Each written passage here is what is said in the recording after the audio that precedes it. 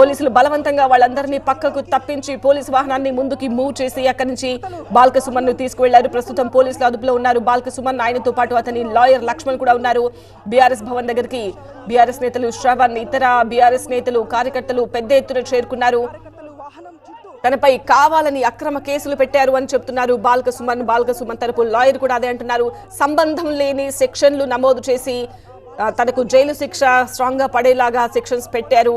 ఇదంతా కూడా అక్రమంగా చేస్తున్నారు అని చెప్తున్నారు. కాంగ్రెస్ పార్టీపై తాను గళమెత్తి ప్రశ్నిస్తున్నందుకే ఇలా తన గొంతు నొక్కే ప్రయత్నం చేస్తున్నారు అని బాల్క సుమన్ కాంగ్రెస్ పార్టీపై విమర్శలు చేస్తున్నారు.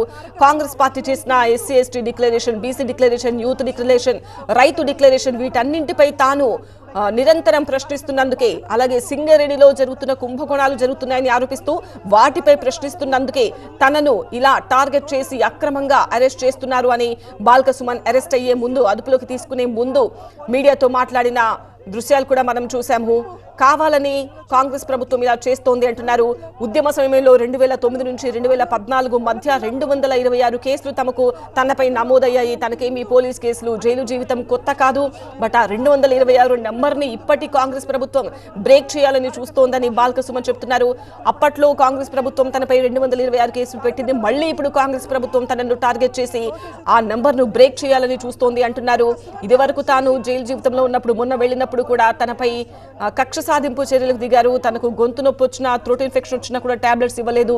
చలికాలంలో తనకి దుప్పట్లు ఇవ్వకుండా కూడా వేధించారు. ఇదంతా కూడా కుట్రపూరితంగా చేస్తున్నారు, అక్రమంగా చేస్తున్నారని బాల్క సుమన్ ప్రభుత్వంపై, కాంగ్రెస్ పార్టీపై విమర్శలు చేశారు. ముఖ్యమంత్రి రేవంత్ రెడ్డిపై, అలాగే ఎమ్మెల్యే వివేక్ పై ఆయన తీవ్రమైన వ్యాఖ్యలు చేస్తున్నారు. కావాలనే తనను అక్రమంగా అరెస్ట్ చేసి టార్గెట్ చేసి ఇలా వేధింపులకు గురి చేస్తున్నారు.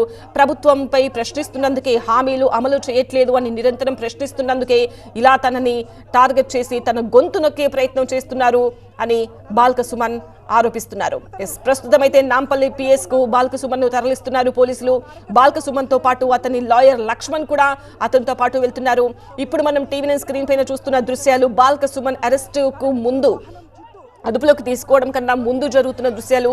ఆయన బాల్క సుమన్ వెహికల్లోకి ఎక్కే ముందు నినాదాలు చేస్తూ లోపలికైతే ఎక్కారు. ఎక్కిన తర్వాత మాత్రం అక్కడి నుంచి వాహనాన్ని ముందుకు కదలకుండా భారీగా బీఆర్ఎస్ కార్యకర్తలు వాహనాన్ని చుట్టుముట్టి ముందుకు కదలనివ్వకుండా ఆపారు. లోపలి దృశ్యాలు చూస్తున్నాం, కారు లోపలి దృశ్యాలు.